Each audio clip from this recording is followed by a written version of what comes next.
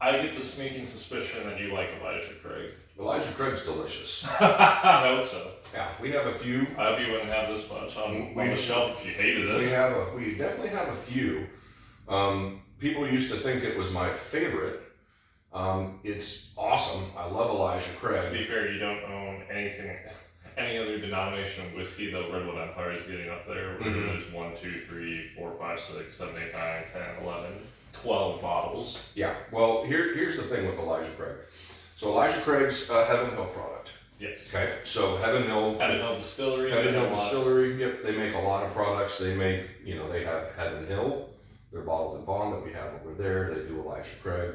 They do a lot of stuff, right? So this Bernheim, is just, I think, is their weeded offering. Yeah, the Bernheim is their weeded. By the way, they're a big distillery. Yeah, big distillery, make a lot of different products. What I love about Elijah Craig is they have two basic, well, three now with the toasted, but they have a couple basic offerings. They've got like a standard Elijah Craig that you'll see at the liquor store, which has a red label and it's 94 proof. Yeah, they're small batch. And then they have these guys. They have their barrel proofs that come out 3 times a year. So they have an A batch, a B batch, and a C batch for a 60-ish. Used to be $60-ish bottle. Which actually makes up the bulk of these Elijah Craigs on the shelf because they're all different. They're all different batches. Or they're private barrels. Correct. Well, that's one of the fun things that Heaven Hill does, especially with the Elijah Craig line, is you can get into a bunch of different store picks. You can get into private barrels. So they'll do like a store pick. Like this, we don't have the regular 94 because I haven't bought one in forever. But this is regular small batch 94 proof that was a store pick. So the store got together, got some samples, and they're like, "Oh, we want a bottle, said batch, right?" And so you've got things like that. And so they do a lot of that with a lot of liquor stores. Recently, and it started a few years back actually, where you were able to go and purchase like a private barrel, right? Which is what this batch is. So if you remember at all, most of these Kentucky straight bourbon, minimum 4 years old, right? But it's probably going to be 4 to 6 year barrels, right? Most likely. Probably what you're going to get. With these on these private barrels, it's all going to depend on the barrel you pick. So our good friend from Vegas, this is from his store, he chose an 8-year private barrel. Now, it's an 8-year private barrel at 94 proof. So it's basically the same proof. It's the same proof as their standard offering, just a single barrel. So there's going to be, from store to store, from barrel to barrel, there are going to be different flavor profiles based on what the store owner picked. And then you start getting up into we've got one over there. It's a barrel proof private barrel. And you have one right there too. Yep. So that one over there is 11 years old. That private barrel is 10 years old. If memory serves, I have a bottle of the 10-year private barrel. Yeah. And it's fantastic. You do. And that's where you really, depending on the person picking said barrel, it can be very much like a standard Elijah Craig, or it can be very off profile. So what is a standard Elijah Craig? What does it taste like? Well, let's try it since we're here. So this is going to be as close to the regular one because it's going to be pretty close in flavor profile. Yes, yeah, that's why we didn't go out and buy just a standard Elijah Craig. There was no reason to, because this, if memory serves, is pretty on profile. Yes. So now every distillery, like we've talked about before, is going to have their own variances, right? Yes, so I believe Heaven Hill. So to your standard Heaven Hill is going to be, for most bourbons, they tend to be a little bit on the nuttier side. Yes, because closer to what you'd expect from something out of Jim Beam. Correct, because they use the same yeast. Yes. Right. Wait, really? Mm-hmm. Yeah, actually. Oh. I think it. I forget which distillery, but I forget.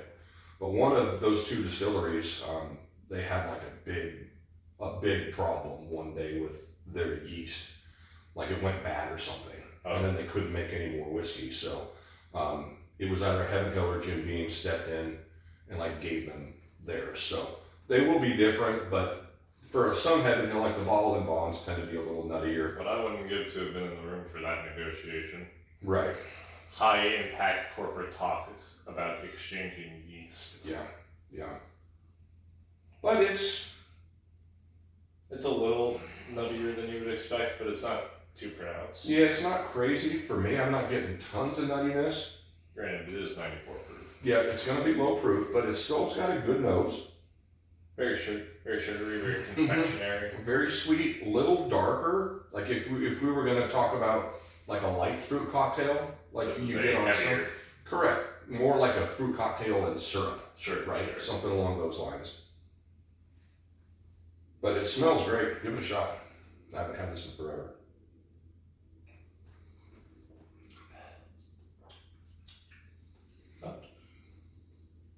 Definitely drinks hotter. Unexpected. Mm-hmm. Yeah. Yeah. Very, very interesting. It's still a little young. Obviously, it's going to be a little young. Do you get some of that effervescence that Little you bit. usually get? Yep, a little bit. Yep. Absolutely, but this is a single barrel. Like I said, we didn't go out and buy a standard one. So the standard one's going to be More a little- homogenized. a little bit different. Yeah, these are a little more special because they were I would picked up. imagine that on the regular offering, that effervescent note has been completely wiped out. I would think so.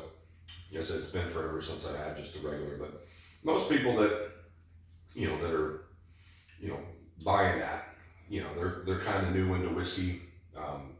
One of my PT guys, when I got my other hip done a couple years ago, that was like his favorite. Yeah. Yeah, he loved Elijah Craig small batch. Good for him. Yeah. And at the time, that's if there's one sort of knock sometimes, because I haven't found a lot of these 94 proof private barrels or single barrels, right? There's just not a lot out there. So for most whiskey drinkers, kind of like the Woodford we talked about, There's not really anywhere to go. there wasn't for the longest time. Now with the barrel proof, you get 3 drops a year, right? And they used Depending on where you are. and depending where you're in the market, sure. And they used to be a little harder to find. No, not so much. I've noticed in the last couple years that when we get them in, unless they're like a ridiculously special batch, I think it was, we're 25. So the C batch of 2023 Yes. was like a 13-year age statement at 130 proof, and Did you we never even saw it. shoot Yeah, but it was phenomenal. 13? It was phenomenal because Wow. the batches before that were good. It's just that from a standard Elijah Craig, which is a $30 bottle, you're jumping up depending on the market you're in to a barrel proof that's going to be 70-ish. Which, as much as I enjoy Elijah Craig, I'd rather spend that on Smoke Wagon. Right. So you're jumping up big in the price realm, and now the toasted is a little more available. Is it?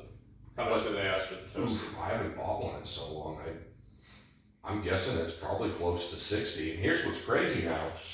Now I don't know because the market is softening, It is. but for the last 2 years, the private barrel proof stuff that we would have at the store, they were freaking almost $100. I remember, that's why you stopped buying That's the why- 2024 batch. That's why I quit buying it. Now, for me personally, and Elijah Craig kind of went through this with the exception of that C batch from 23, but their A, B, and C batches of their barrel proof stuff have been really similar, They started getting too a consistent. little too consistent. Because you have to remember when you're going to the high end of the market, as in guys who will be buying specific batches of barrel proof whiskey, you want to make it unique and weird because that's what they're there for. Mhm. Whereas on the more economic options, it pays to be homogenous. Right. Like restaurants, to use the restaurants example again. When you go to a place like In-N-Out, you want it to be consistent because you're going there specifically for a burger. Mhm. Whereas if you go to a omakase style Japanese restaurant or a very good steakhouse, you're kind of leaving it up to the chef because you're like, I'm here for you. Correct. I'm here for the chef. Correct. And so sometimes that's the problem. Call it the maker's mark problem. Well, sometimes that's the problem when, you have your offerings and you have, like they do it, Heaven Hill does it for larceny, Yes. right? They have their standard larceny, which is a wheated bourbon. Then they have their barrel proof stuff, right? Their A, B, and C batches. Well, a lot of that stuff that I bought was from 2020. Heaven Hill. 2020. Heaven Hill is responsible for larceny too. Mm-hmm. I thought larceny was owned by Jim Beam. That's what I know. No, it's a Heaven Hill. I think Heaven Hill does McKenna as well. Oh, So yeah. McKenna Well, that Taylor makes is a sense though, Heaven Hill because for a while there you mentioned that Elijah Craig and Larceny fell into the same problem where all the barrel proof, A, B, C batches they're Correct. tasting the same. So when I started buying those, I was still so excited about the different batches, and my palate wasn't super developed at that point yet, right? And so I'm just buying them just to buy them because they're new batches and it's cool. But then, set for a $60, $70 bottle, depending on your market, and it might even be more than that. After a while, if there's not a big variance and they all kind of taste the same, well then people just stop buying them because it's Right. like, it's, A, it's not cheap, and B, if the A batch and the B batch taste very similar, but there might be a few percentages of a difference in the flavor profile, but if you can't pick up the differences, then it just tastes like the bottle you bought before. And if you're paying $70-$80 for it, you're like, I'm gonna quit chasing. And I quit chasing the Elijah Craigs. I quit chasing the Larcenies because after a while, it just kind of became, I'm buying the same bottle over and over.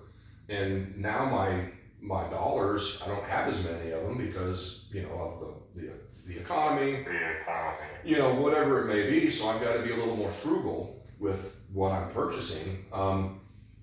But yeah, I mean, to bring it back though a little bit, at least they're, depending where you're at, you can find fun things, like the private barrels.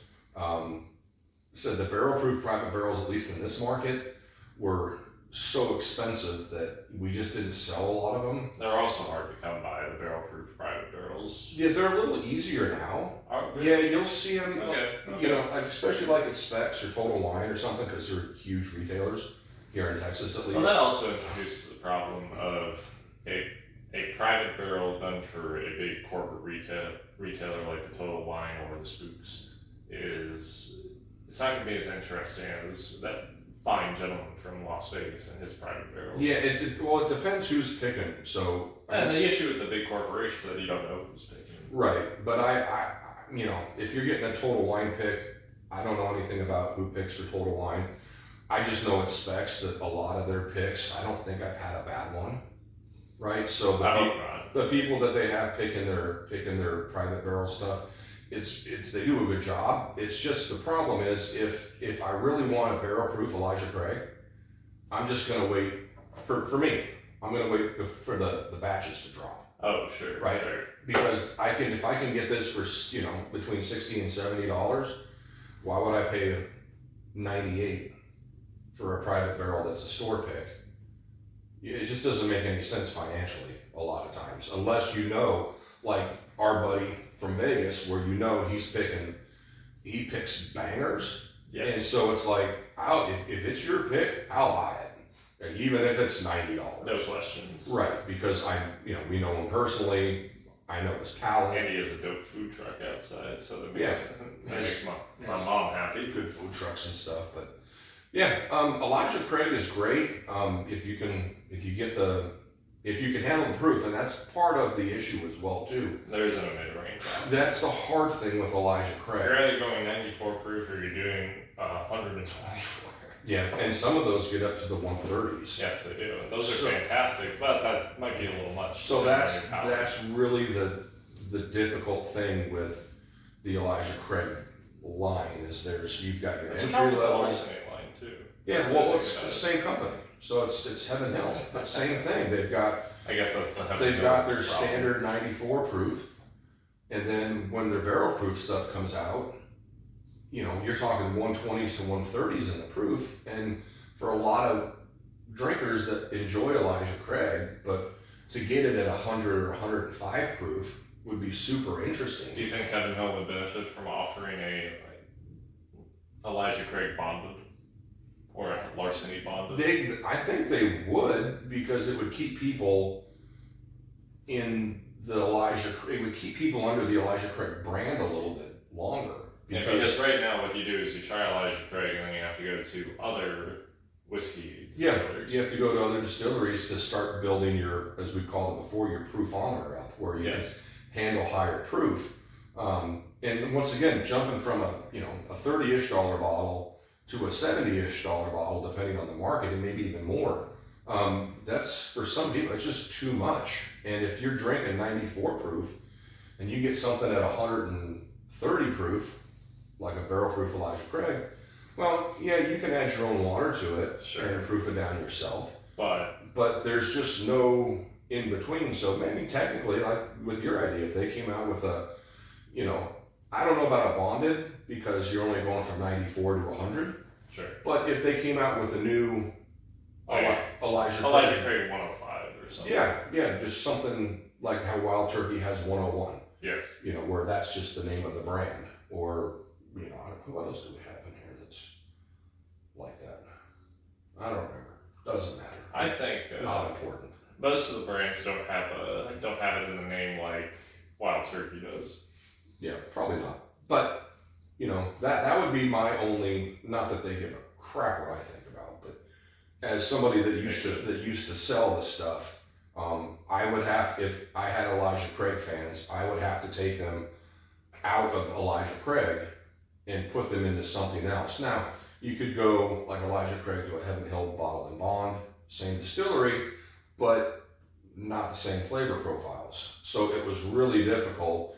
A lot of times I would tell people, if they like the Elijah Craig, I would kind of push them and get them over into the Old Forester line. That's good. Because it's kind of similar flavor profiles. A little less nutty, a little more on the brown sugar and cherry. Right. Same idea. But you can start to explore proof at that point. I'm sure Heaven Hill would be furious to hear that. Well, hear that their clientele has to go over to Brown Foreman. But that's what we had to do, because if you wanted to try something and start building your ability to actually enjoy proof, there's nowhere to go with Elijah Craig. It's either 94 or north of 120, where at least with the Old Forester stuff, you can get into the 100 proof, right? You can get into the 115 proofs, right, with the 1920 and stuff. You can get into the barrel proofs. But yeah, just in general, Elijah Craig is delicious if you can find private barrels. At a reasonable price. Yeah, if you can find private barrels, they're a lot of fun, especially if you know the owner of the store or the company that's picking them, and you can trust what they're picking. And then once again, they have a toasted, which we'll do a whole toasted thing later. They have the Elijah Craig 18, which is very hard to find, very expensive, but 18 years, pretty awesome. But it's a great distillery. One of the few like hyper age stated bourbons that doesn't taste like you're biting on a trunk of a tree. Chewing on wood, yeah. But yeah, anyway, give it a shot. I love it. Hopefully you will too.